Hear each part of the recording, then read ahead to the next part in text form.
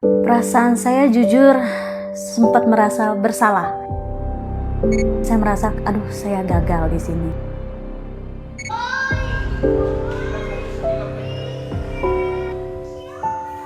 Saat ini dia akhirnya mengikuti 3 terapi. Terapi bicara, sensori, dan behavior. Dan sudah berjalan 6 bulan.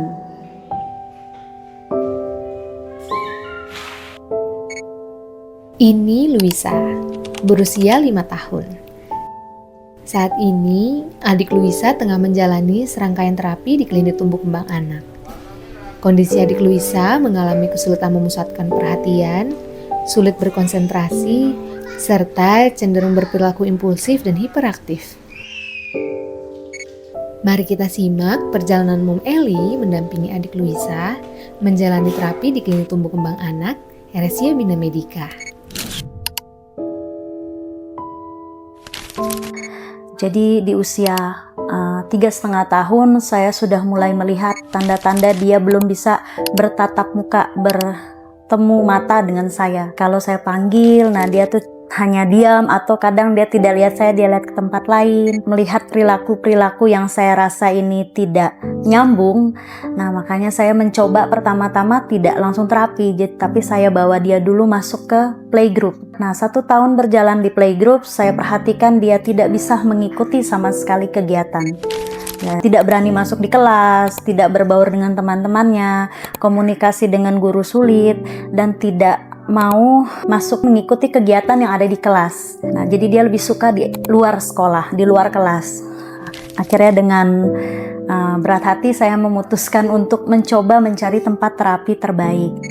Nah, saya sebenarnya sudah mencoba di beberapa tempat ya, selain di Bina Medica, salah satunya di tapi saya perhatikan memang tidak semua terapis masuk di karakter anak saya, jadi dia itu butuh penyesuaian. Nah, akhirnya saya coba pertimbangkan mencari kira-kira terapis yang bisa memenuhi kualifikasi Luisa saat itu. Karena dia cukup kuat, dia itu kalau lagi tantrum dia teriak, dia marah, dia hempaskan itu terapisnya. Bahkan kemarin ada satu terapis yang dia tarik jilbabnya. Jadi akhirnya saya minta memang carikan yang laki-laki saja. Jadi kalau dia smackdown kan kuat kalau orang laki. Jadi saya minta tolong cari terapi laki-laki, dan sampai saat ini ya so far buat saya mereka bisa ya, karena dia bisa menempatkan diri dengan Luisa gitu ya. Gimana Luisa tuh bisa tertarik dengan mereka.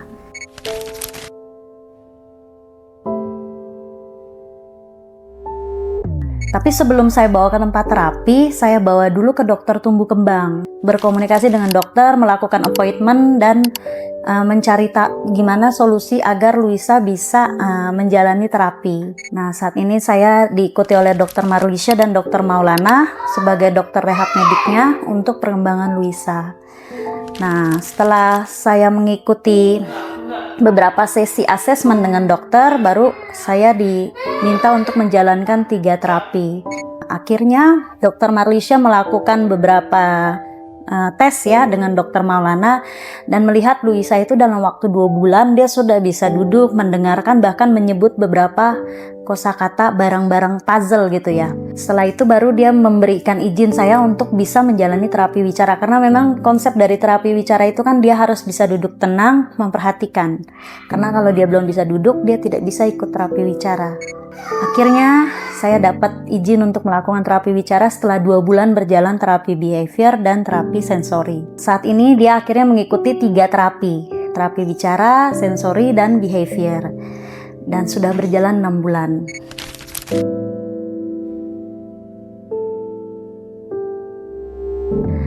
Perasaan saya jujur sempat merasa bersalah.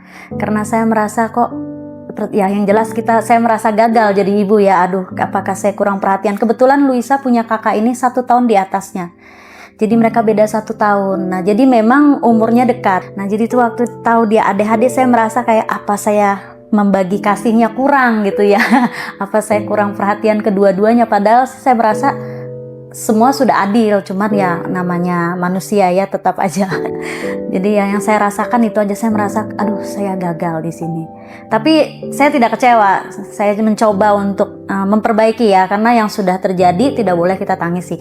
Jadi saya mencoba memperbaiki dengan mencoba ya saya berhenti dulu untuk sementara dari pekerjaan saya, dan saya fokus ngurus dia nih dari kemarin usia 3,5, jadi udah kurang lebih 2 tahun nih saya off dari kerja. Saya mencoba fokus ke Luisa untuk bisa membantu dia gitu. Untuk kondisi Luisa dahulu susah untuk beradaptasi dengan orang lain. Kemudian setelah menjalani beberapa sesi terapi, saat ini Luisa sudah lebih adaptif bertemu dengan orang lain, mengikuti aturan dan instruksi. Kemudian juga Luisa mengalami perkembangan dalam pemahaman bahasanya, serta pemahaman dalam menerima input sensori dari luar. Pada perkembangan perilakunya, untuk saat ini Luisa sudah bisa menerima dengan sistem reward atau reinforcement dan negative reinforcement, di mana Luisa sudah mengerti bagaimana aturan dasar, mana yang boleh dan mana yang tidak boleh, mana yang harus dilakukan dan tidak boleh dilakukan, seperti halnya terhadap respon bahaya, di mana dahulu Luisa susah untuk mengatur tubuhnya supaya bisa melakukan ritme aktivitas yang tempo pelan, berhati-hati. Namun setelah menjalani beberapa sesi terapi, saat ini Luisa sudah bisa melakukan gerakan yang lebih pelan-pelan, udah lebih bisa menunggu giliran, dan beberapa aktivitas yang dia harus berhati-hati. Banyak perkembangan yang saya rasakan dalam diri Luisa. Beberapa guru juga mengatakan ke saya, dia sudah banyak mengikuti, dia sudah banyak patuh, dan kadang sudah bisa dibilangin. Artinya kalau kita melarang, dia udah ngerti mana larangan, mana yang boleh, mana yang tidak. Walaupun terkadang dia suka bablas, karena kan behaviornya dia masih terganggu nih.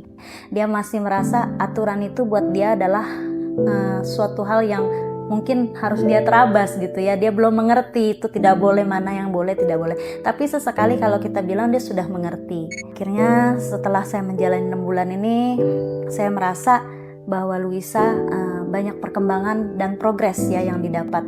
Nah, sampai hari ini Luisa masih mengikuti terapi dan puji Tuhan masih berjalan dengan baik.